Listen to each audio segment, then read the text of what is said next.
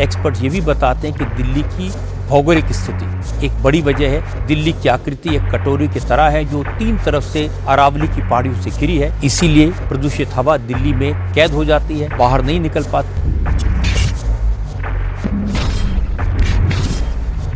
क्या आपको पता है कि दुनिया की सबसे पुरानी पर्वत श्रृंखलाओं में से एक अरावली आज एक बहुत बड़े खतरे में है। और हैरानी की बात यह है कि ये खतरा किसी प्राकृतिक आपदा से नहीं बल्कि एक राजनीतिक परिभाषा से पैदा हुआ है।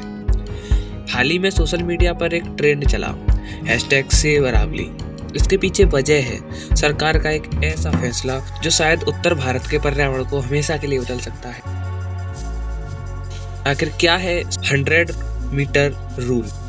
पर्यावरण मित्र इसे अरावली का मौत का फरमान क्यों कह रहे हैं? आज की वीडियो में इस पूरे तर्क को विस्तार में समझते हैं।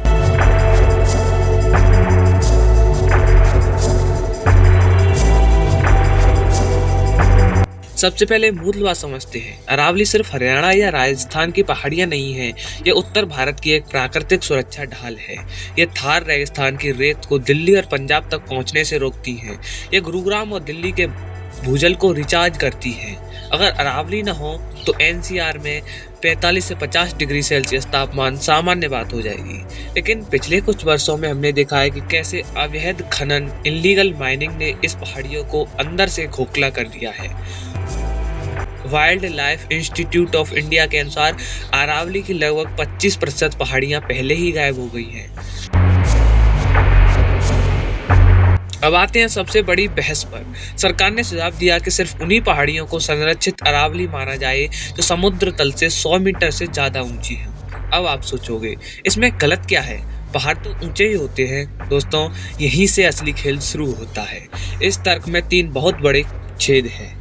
पर्वत की तलहटी की समस्या। किसी भी पहाड़ का निचला हिस्सा सबसे ज्यादा जैव विविधता वाला होता है। अगर आप सिर्फ 100 मीटर से ऊपर का इलाका बचाएंगे तो नीचे की जमीन बिल्डरों और माइनिंग माफियाओं के लिए कानूनी हो जाएगी। खनन का दुष्चक्र। कई पहाड़ अवैध खनन की वजह से पहले ही काट दिए गए, अब उनकी ऊंचाई 100 मीटर से कम हो चुकी है। इस नियम के हिसाब से वे अब जंगल ही माने जाएंगे। यानी पहले अवैध खनन करो, फिर ऊंचाई घटने पर उसी जमीन पर कंस्ट्रक्शन को वैध बना दो। जंगल का टुकड़ों में बंटना। जंगल एक सतत श्रृंखला होती है। अगर आप बीच बीच में 100 मीटर से नीचे की जमीन कंक्रीट के घर खड़े कर दोगे तो तेंदुए, पक्षी और अन्य जानवर आखिर जाएंगे कहाँ? सरकार का कहना है कि विकास के लिए जमीन चाहिए और पुराने कानूनों PLPA को अपडेट करना जरूरी है। लेकिन दोस्तों, सुप्रीम कोर्ट का रुख बिल्कुल साफ है। 1996 के ऐतिहासिक गोदाम बर्न केस में कोर्ट ने कहा था कि जंगल का मतलब सिर्फ वही है जो सरकारी कागजों में दर्ज हो, बल्कि वह हर इलाका जंगल है जो शब्दकोश के अर्थ में जंगल जैसा दिखता है। सुप्रीम कोर्ट ने बार बार हरियाणा सरकार को चेतावनी दी है कि आप रियल एस्टेट लांबी को ज्यादा पहुंचाने के लिए अरावली को खत्म नहीं कर सकते।